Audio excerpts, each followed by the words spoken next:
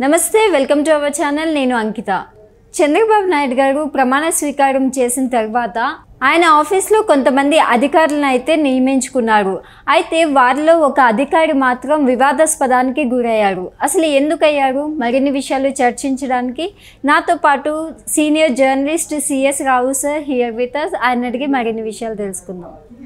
Hi sir. Hello sir, ఇప్పుడు చూస్తే చంద్రబాబు నాయుడు గారు ప్రమాణ స్వీకారం చేసిన తర్వాత ఆయన ఆఫీస్లో కొంతమంది ఐఏఎస్ అధికారులను అట్లా నియమించుకున్నారు.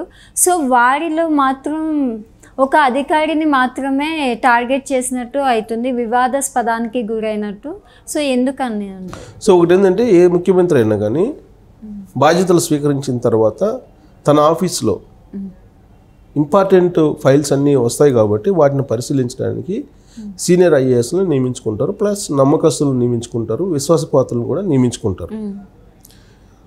ఆఫీస్లో ప్రిన్సిపల్ సెక్రటరీ ఉంటారు, ప్రిన్సిపల్ సెక్రటరీ తర్వాత సెక్రటరీస్ ఉంటారు. సో ప్రిన్సిపల్ సెక్రటరీగా రవిచంద్రన్ నియమించారు. ఆ తర్వాత సెక్రటరీగా ప్రద్యుమ్న అనే అతను ఐఏఎస్ని నియమించుకున్నారు. తాజాగా రాజమౌళి అనే అతను ఇంకొక అతను నియమించుకున్నారు, కార్తికేయ మిశ్రా అనే అతను ఇంకొక అతను నియమించుకున్నారు. ఇది సీఎం ఆఫీస్లో చేపట్టినటువంటి నియామకాలు. వీళ్ళల్లో ప్రద్యుమ్న నియామకం మినహా మిగిలినటువంటి వాటి అన్నీ కూడా కరెక్టేనో అనిపిస్తుంది. ఒక ప్రద్యుమ్న ఐఏఎస్ విషయంలోనే ఇప్పటికీ కూడా ఒక చర్చ నడుస్తుంది ఆయన నియామకం పట్ల. ఎందుకు ఆయన నియామకం పట్ల చర్చ నడుస్తుంది అని అంటే, ప్రద్యుమ్న గతంలో జగన్మోహన్ రెడ్డి అధికారంలో ఉన్నప్పుడు ఆయన ఏం చెప్తే అది చేయటంతో పాటు ఐఏఎస్ మార్గదర్శకాలని కూడా అతిక్రమించి రూల్స్కి ధిక్కరించి ఆయన జగన్మోహన్ రెడ్డి చెప్పినట్టు చేశారు అనేది ఒకటి వివాదం. రెండు, ఆయన కలెక్టర్గా ఉన్నప్పుడు చిత్తూరు జిల్లాలో ఆయన తెలుగుదేశం పార్టీకి సంబంధించినటువంటి వాళ్ళ మీదనే వ్యతిరేకంగా పనిచేశారు అనేది ఇంకొకటి. ఆయన మొత్తం జగన్మోహన్ రెడ్డి హయాంలో చేపట్టినటువంటి పదవుల్లో చాలా వరకు మార్గదర్శకాల విరుద్ధంగా, చట్టానికి విరుద్ధంగా చేశారనేది ఆయన మీద ఉన్నటువంటి ప్రధానమైనటువంటి అభియోగం. ఇదే ప్రద్యుమ్న గతంలో 2014 నుంచి 2019 మధ్యలో చంద్రబాబు నాయుడు సీఎంగా ఉన్నప్పుడు సెక్రటరీగా పనిచేశారు. అప్పుడు ఆయన నిజాయితీగా ఉండేటువంటి అధికారిగా పేరు తెచ్చుకున్నారు. ఆ తర్వాత చంద్రబాబు నాయుడు 2019లో ఓడిపోయారు. ఓడిపోయిన తర్వాత ఇదే ప్రద్యుమ్న జగన్మోహన్ రెడ్డికి దగ్గరయ్యారు. జగన్మోహన్ రెడ్డి ఏం చెప్తే అది చేశారు. జగన్మోహన్ రెడ్డి ప్రోత్సహించినటువంటి ఐఏఎస్లో ఈయన ఉన్నారు. సో జగన్మోహన్ రెడ్డి ఎవరినైతే ఐఏఎస్ని ఐపీఎస్ని ప్రోత్సహించి దగ్గర పెట్టుకున్నారో వాళ్ళు అందరూ అవినీతి పరులు అనేటువంటి అభిప్రాయం ఆంధ్రప్రదేశ్ సమాజంలో ఉంది బలంగా. ఆ జాబితాలో ఇప్పుడు ఈయన కూడా ఉన్నాడు అనేది సోషల్ మీడియాలో బాగా గత వారం రోజుల నుంచి స్ప్రెడ్ అవుతున్నటువంటి న్యూస్. కాబట్టి ఈ ప్రద్యుమ్నని ఖచ్చితంగా సీఎం ఆఫీస్ నుంచి పంపించేసేయాలి అనేది ఒక డిమాండ్ నడుస్తుంది. ఈవెన్ ద్వివేది విషయంలో కూడా ఫస్ట్ ద్వివేదికి పోస్ట్ ఇచ్చి ఆయన్ని నియమించారు. కానీ ఆ తర్వాత సోషల్ మీడియాలో వచ్చినటువంటి న్యూస్ని బేస్ చేసుకొని, లేదంటే గతంలో ప్రద్యుమ్న ఏం చేశారు, ద్వివేది ఏం చేశారు, ప్రద్యుమ్న ఏం చేశారు అనే దాని మీద ఒక రివీల్ చేసుకొని, ద్వివేది 2019 ఎన్నికల ముందు చంద్రబాబు నాయుడిని ఏం చేశారు, ఎలా అవమానించారు. ఆయన అప్పుడు ఎలక్షన్ కమిషనర్గా రాష్ట్రానికి ఉన్నప్పుడు చంద్రబాబు నాయుడు వెళ్ళి ధర్నా చేస్తే ఆయన ఛాంబర్ ముందు ఆయన లెక్క పెట్టకుండా ఆయన్ని నేల మీద కూర్చోబెట్టి చంద్రబాబు నాయుడిని అవమానపరిచారు అనేది ద్వివేది మీద ఉన్నటువంటి ఒక అపప్రద. దాని కారణంగా వేసినటువంటి పోస్టింగ్ని కూడా వెనక్కి తీసుకొని ఆయన్ని నాన్ ఫోకల్ పాయింట్కి పంపించారు.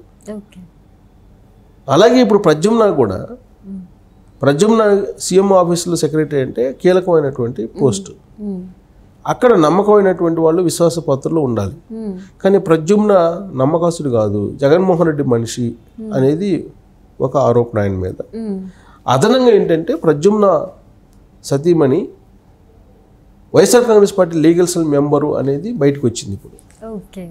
సో కాబట్టి YSR Congress party legal cell మెంబర్గా ఉన్నటువంటి ఆమె భర్త ప్రద్యుమ్న అలాంటి వ్యక్తిని సీఎం ఆఫీస్లో ఎలా పెడతారు అనేది తెలుగుదేశం పార్టీ క్యాడర్లో కానీ లీడర్లో కానీ సోషల్ మీడియాలో కానీ వెల్లువెత్తుతున్నటువంటి ఒక వైరల్ న్యూస్. సో ఇప్పుడు ప్రద్యుమ్నని సీఎం ఆఫీస్లో కొనసాగించాలా లేదంటే తొలగించాలా అనే దాని మీద ఇప్పుడు చర్చ జరుగుతుంది. ఇలాంటి పరిస్థితుల్లో ఇప్పుడున్నటువంటి ఐఏఎస్లో ఎవరో ఒకరినైతే చంద్రబాబు నాయుడు ముఖ్యమంత్రిగా ఉపయోగించుకోవాలి. ఇప్పుడు టాప్ లెవెల్లో ఉండే సీనియర్స్ ఎవరిని తీసుకున్నా కానీ 180 మంది జగన్మోహన్ రెడ్డికి తోటి అంటగాగి అవినీతికి పాల్పడినటువంటి వాళ్ళే కనిపిస్తున్నారు. వాళ్ళలో సెలెక్టివ్గా ఎంచుకొని పని చేయించుకోవాల్సిన బాధ్యత చంద్రబాబు నాయుడు మీద ఉంది. లేదంటే ఇప్పటికిప్పుడు ఒకవేళ కేంద్ర ప్రభుత్వానికి వీళ్ళని సరెండర్ చేసినా కొత్త వాళ్ళని అయితే ఇవ్వరు. కాబట్టి ఉన్న వాళ్ళతో పని చేయించుకోవాలి కాబట్టి ప్రద్యుమ్నాన్ని నియమించుకున్నారు అనేటువంటి వర్షన్ ఒకటి వినిపిస్తుంది. అయితే ఈ లోపుగా చంద్రబాబు నాయుడు ఐఏఎస్లు కావాలని చెప్పి కార్తికేయ మిశ్రా అలాగే రాజమౌళి ఐఏఎస్ల గురించి ఆయన కేంద్ర ప్రభుత్వానికి లెటర్ రాశారు. ఈ రాజమౌళి ఉత్తరప్రదేశ్ సంబంధించినటువంటి క్యాడర్, అలాగే కార్తికేయ మిశ్రా ఢిల్లీ నుంచి వచ్చారు, ఆల్రెడీ జాయిన్ అయ్యారు. రాజమౌళి కూడా నిన్ననే జాయిన్ అయ్యారు, సోమవారం రోజు జాయిన్ అయ్యారు సీఎం ఆఫీస్లో. ఆల్రెడీ రవిచంద్ర ప్రిన్సిపల్ సెక్రటరీ ఉన్నారు. కాబట్టి ప్రద్యుమ్న అవసరం ఇప్పుడు సీఎం ఆఫీస్లో లేదు. కాబట్టి అతన్ని బయటికి పంపించేసేయాలి, ముఖ్యమైనటువంటి సీఎం ఆఫీస్లో ఉండటానికి లేదు. ఒకవేళ అతను ఉంటే కనుక సీక్రెట్స్ అన్నీ కూడా జగన్మోహన్ రెడ్డికి చేరేటువంటి అవకాశం ఉంది. ప్లస్ అతని భార్య YSR Congress party legal cell మెంబర్గా ఉంది కాబట్టి కీలకమైనటువంటి ఫైళ్ళు కీలకమైనటువంటి పేపర్స్ చేరవేసేటువంటి అవకాశం ఉంది అనేటువంటి అనుమానం వ్యక్తం చేస్తున్నటువంటి వాళ్ళు కూడా లేకపోలేదు. సో కాబట్టి ఇప్పుడు ప్రద్యుమ్న ఏ క్షణమైనా సీఎం ఆఫీస్ నుంచి పక్కకు తప్పించే అవకాశం ఉంది ఆయన్ని అనేది వినిపిస్తుంది. మరి పక్కకు తప్పించకపోతే కనుక ఇప్పుడు ఆయన మీద న్యూస్ ఇలా వస్తూనే ఉంటాయి అని చెప్పి మనం చెప్పొచ్చు. అంటే ఇప్పుడు చూసుకుంటే ప్రజమ్నాన్ని కూడా చంద్రబాబు నాయుడు గారే సెలెక్ట్ చేసుకున్నారు కదా సార్. ఉన్న వాళ్ళలో ఎవరో ఒకరిని సెలెక్ట్ చేసుకోవాలి కాబట్టి, కొత్త వాళ్ళు వచ్చేంత వరకు ఉపయోగించుకోవాలి కాబట్టి ప్రద్యుమ్న నియామకం జరిగింది. ఇప్పుడు ఆల్రెడీ కార్తికేయ మిశ్రా వచ్చాడు, రాజమౌళి వచ్చారు. కాబట్టి ఇప్పుడు ఆయన అవసరం లేకపోవచ్చు, ఆయన పక్కా తప్పించే అవకాశం ఉందని చెప్పి సచివాలయ వర్గాల్లో ఉద్యోగ వర్గాల్లో వినిపిస్తున్నటువంటి మాట. సో ఆయన రేపా మాపా అన్నట్టు ఉంది. ఆయన బదిలీ ఎప్పుడైనా జరగచ్చు. Okay, thank you so much. Thank you.